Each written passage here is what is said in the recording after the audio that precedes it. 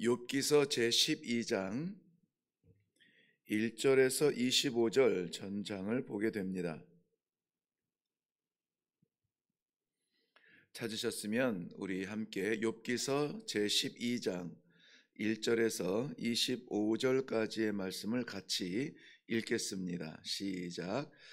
욥이 대답하여 이르되 너희만 참으로 백성이구나.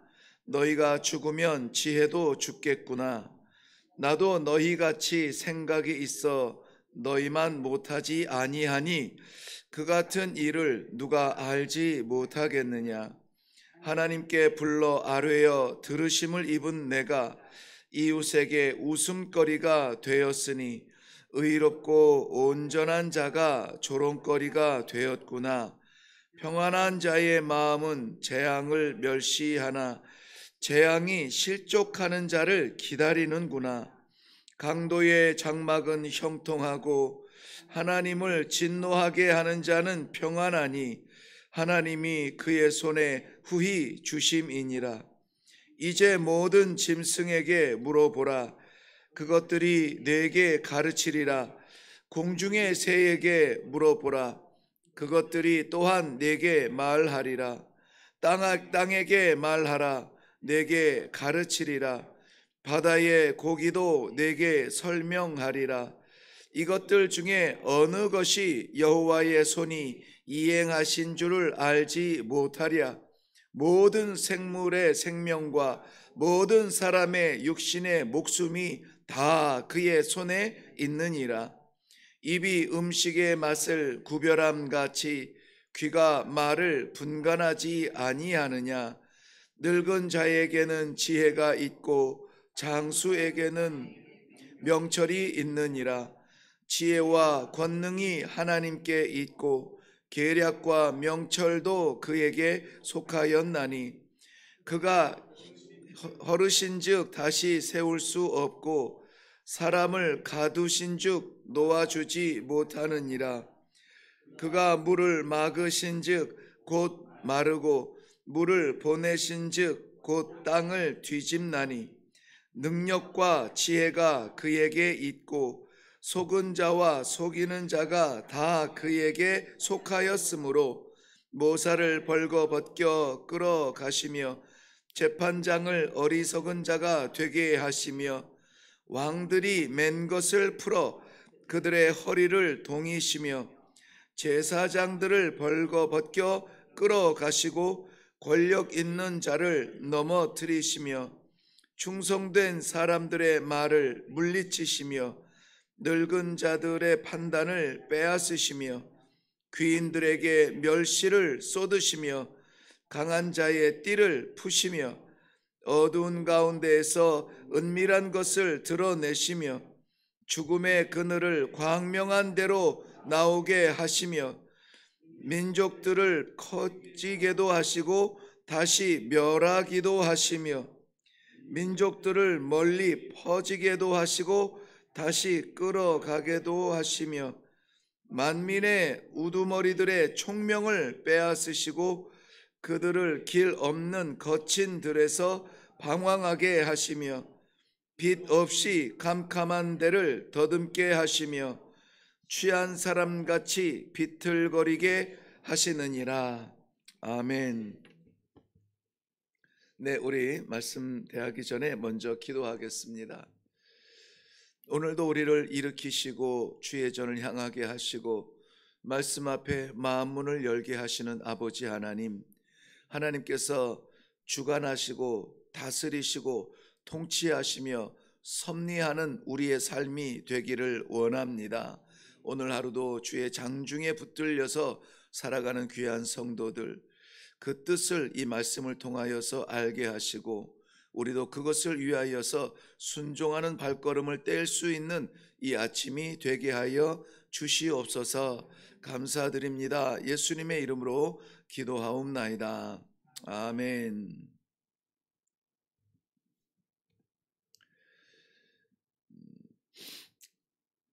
욥의 환난을 관찰한 세 명의 친구들이 자기 나름대로의 판단으로 욥의 지금 형편을 평가한 내용들을 우리 계속 보고 있습니다. 그리고 거기에 대하여서 욥이 자기 변명을 하고 있는데요.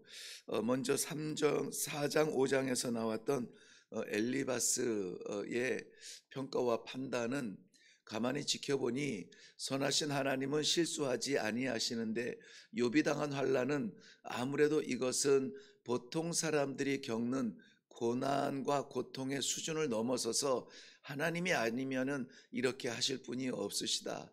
그러니 너는 하나님을 상대해라. 하나님 앞에 회개해라. 감추어진 것 있거든 하나님 앞에 내려놓아라.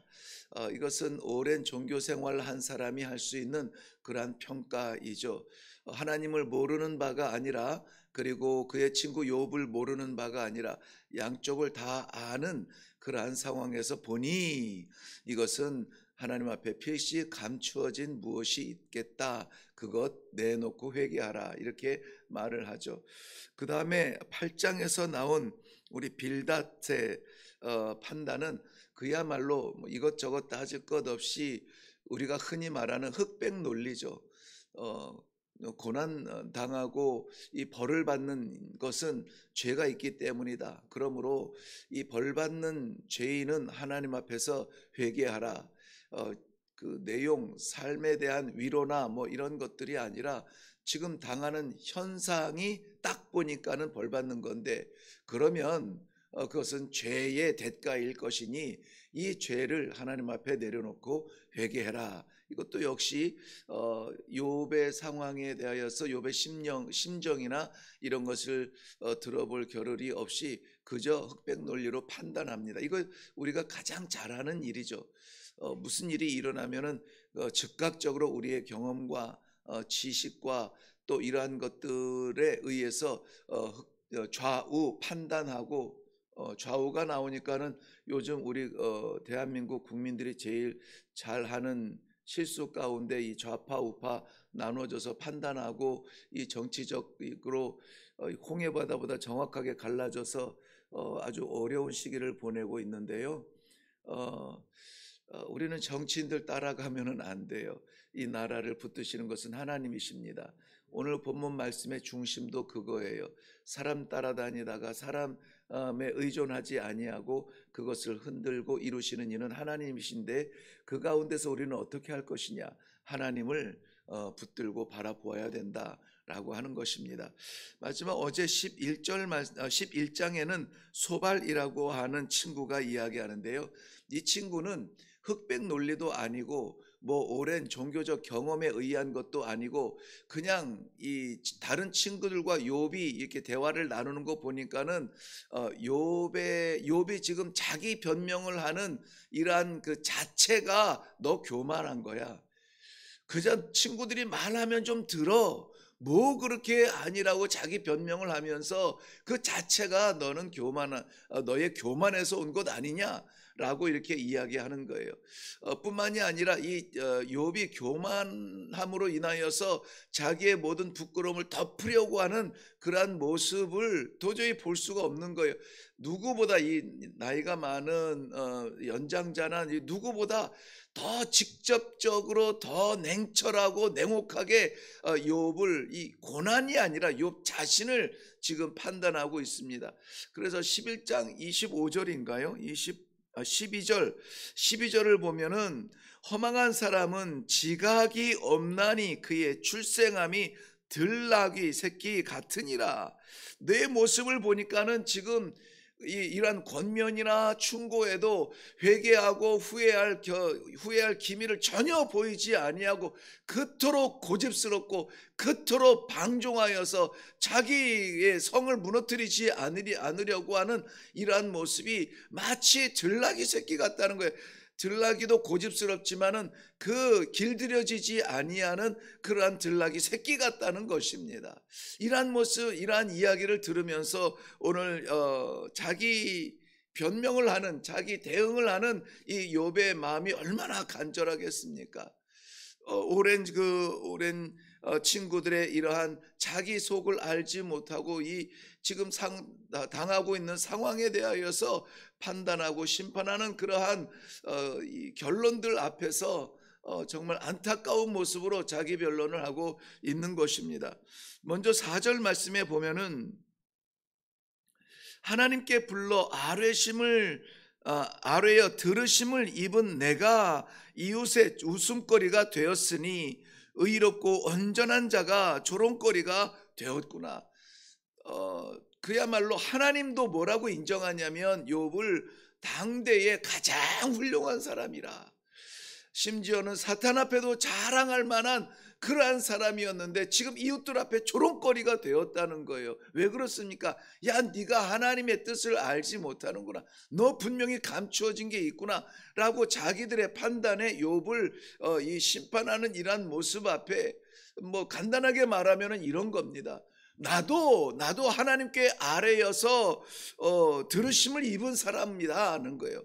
하나님께 아뢰다는 말은 기도했다는 말이고, 들으심을 입었다는 말은 응답받았다는 말이에요. 나도 하나님께 기도하였고 나도 응답받은 사람이다. 너희만 하나님을 상대하는 사람들이 아니라는 것입니다. 하나님의 사람이냐에 대한 이 대응에 대하여서 우리는 뭐라고 대답할 것입니까? 나도 하나님의 사람이다라고 하는 뭐 근거, 증거, 이것들을 이 욥이 오죽하면은 이 자기 변명을 하며 자기 증명을 하며 이렇게 말하겠습니까? 나도 하나님께 기도하였고 하나님의 응답을 받은 사람이다 라고 하는 그러한 간증거리가 있어야 된다는 거예요. 우리가 하나님을 믿는 사람으로 하나님의 살아계신 역사를 체험했다면은 체험한 것에 대한 간증이 있어야 돼요. 이 사탄의 유혹과 또 우리를 무너뜨리려고 하는, 무시하려고 하는, 야, 예수 믿는다 그러더니 뭐 별다른 거 있냐?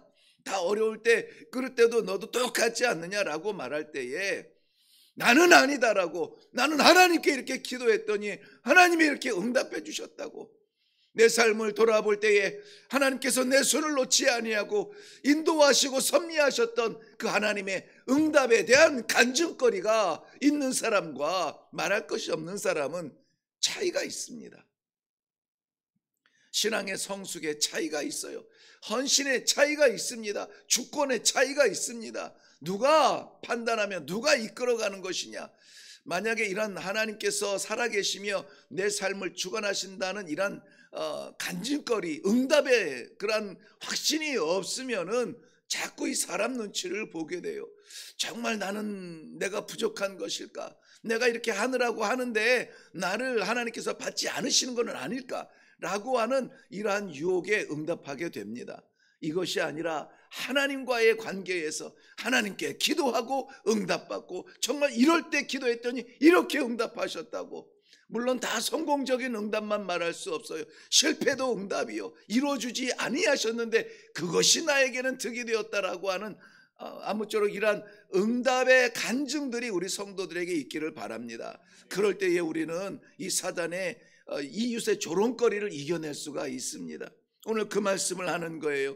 욥에게는 하나님께 기도했고 응답받은 흔적이 있다는 것입니다. 그래서 이렇게 담대하게 말하는 거죠. 나도 응답받은 간증이 있다. 너희만 있느냐? 나도 있다는 것입니다. 최소한 이러한 수준에서 우리가 세상을 대응하는 우리의 신앙이 준비되기를 바랍니다. 또한 9절 말씀에 보면은, 9절 말씀 볼까요? 그것들 중에 어느 것이 여호와의 손이 이를 행하신 줄을 알지 못하랴. 모든 것이 이 앞에 설명하는 것들을 보면은 7절 보세요. 이제 모든 짐승에게 물어보라. 그것들이 내게 가르치리라.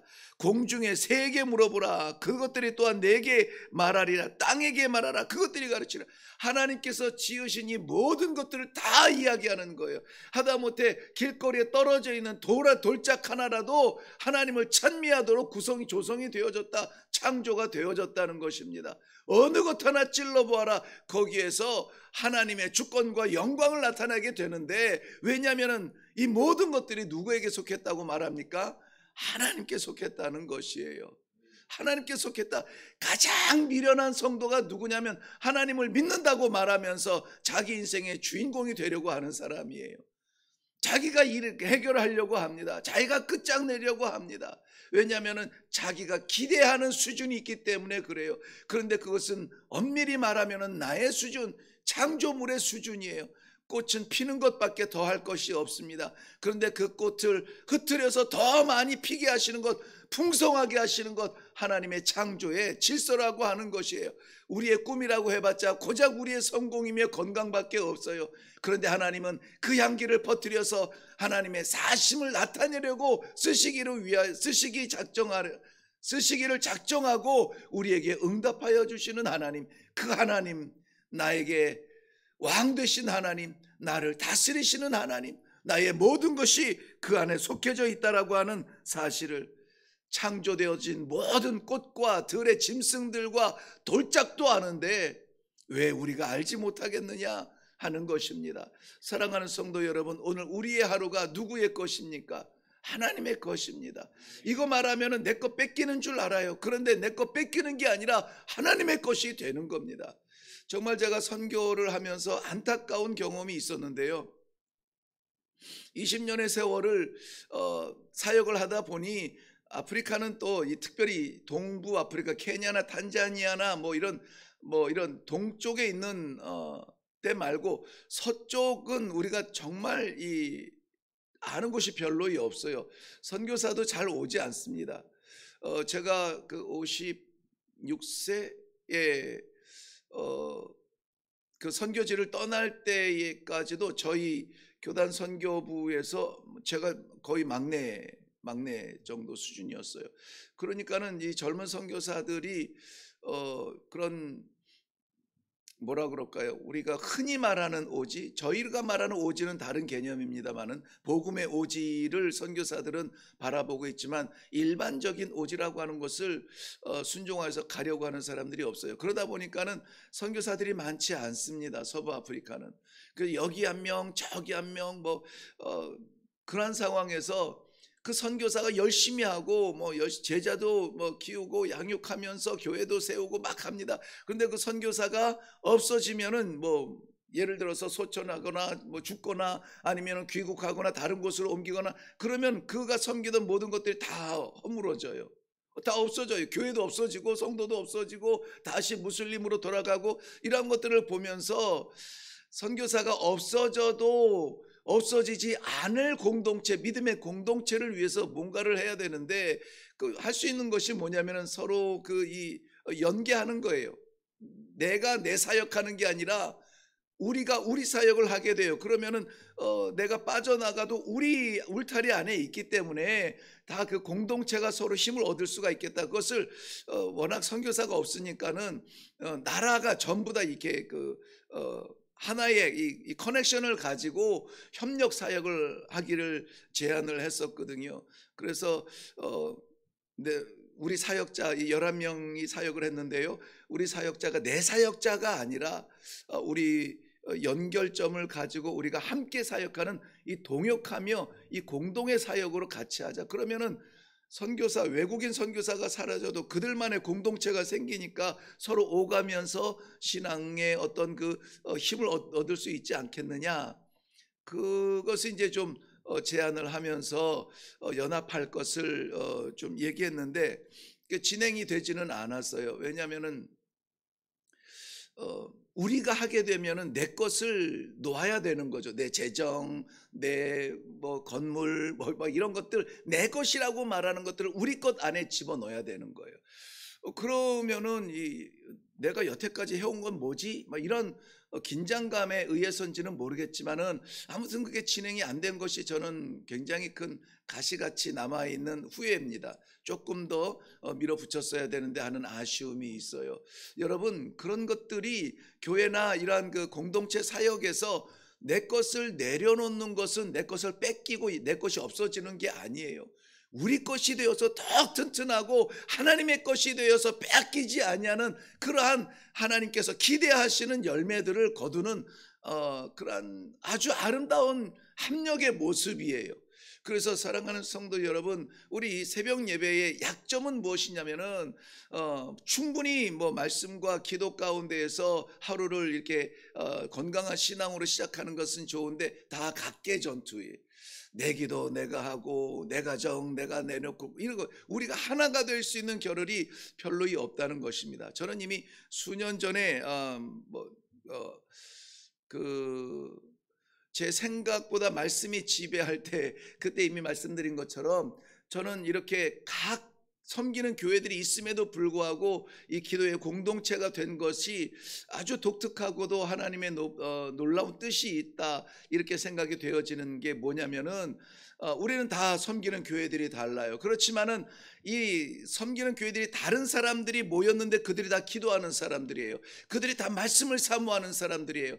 그러한 사람들의 그 파송을 받는 선교사는 얼마나 힘이 있을까 하는 생각이 들어서 저는 우리 교회 선교사 파송이 아니라요, 우리 이 공동체에서 새벽 예배가 파송하는 선교사, 저는 아직 꿈을 포기하지 아니하고 어느 날 우리가 정말 마음의 준비가 되어서 하나님께서 허락만 하신다면은 뭐 이 교회 저 교회 다 모여서 이 공간에서 드리는 새벽 예배 파송 선교사, 아마 거의 우리나라 유일하지 않을까요? 세계적으로 유일하지 않을까요? 그런데 얼마나 아름다울까 한번 생각을 해보세요. 내 교회 선교사는 아니지만 우리 새벽 예배 드리는 이 기도의 파송을 받는다. 정말 이거 저는 꿈꾸고 있습니다. 네, 이것들이 저의 개인적인 꿈이 아니라 우리 하나님의 손에 잡혀 있고 우리 하나님의 능력 안에서 이루어질 줄로 믿습니다.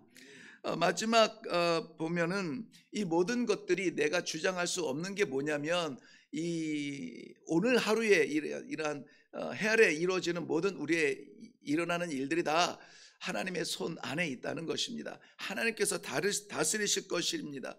헐고 세우는 것도 하나님께서 하시는 것이고 눕히고 일으키시는 것도 하나님께서 하시고 세우고 무너뜨리는 것도 하나님께서 하신다고 했습니다. 땅을 마르게 하고 적시는 것도 하나님이시요, 또 지혜자를 미련하게 하는 것도 하나님이고 교만한 자를 무너뜨리는 것도 하나님께서 하신다라고 말합니다. 그렇다면은 오늘 성경이 말씀하시는 대로 내 삶의 인도하심을 하나님께서 하신다는 말씀이십니다. 고집하지 아니하고 그저 말씀한 대로 인도하시는 대로 순종하며 나아갈 때에 오늘도 하나님의 뜻을 이루어드리는 그러한 성도들이 되시기를 주님의 이름으로 축원합니다. 잠언 16장 9절에 이렇게 기록되어져 있습니다.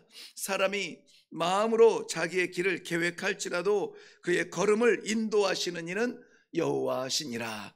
오늘도 우리의 삶을, 생각을, 순간을 인도하시는 하나님께 이 시간에 우리의 모든 시간과 환경을 내려놓으시고 인도해 주실 것을 기도하며 응답받는 귀한 하루가 되기를 주님의 이름으로 축원합니다. 기도하겠습니다. 살아계신 하나님 아버지, 우리 하나님께서는 전능하시며 모든 것을 아시며 모든 것을 하실 수 있는 그러한 능력과 힘이 있습니다. 지혜가 있습니다. 그런데 우리가 하겠다고 몸부림치지 아니하도록 하나님 오늘 이렇게 말씀을 주시니 감사합니다. 오늘도 하나님께서 저희들에게 허락하여 주신 이 하루, 하나님께서 인도하시며 하나님 다스리시며 하나님께서 쓰시는 귀한 성도들의 삶이 될 수 있도록 축복하여 주시옵시고, 우리들의 인생의 일기가 아니라 우리 하나님 아버지께서 허락하신 영생의 그러한 귀한 삶을 살아드리는 간증거리가 있는 삶이 되도록 축복하여 주시옵소서. 감사드리며 예수님 이름으로 기도하옵나이다. 아멘. 아멘. 정말 우리의 시간과 삶을 하나님 앞에 맡겨도 될까요?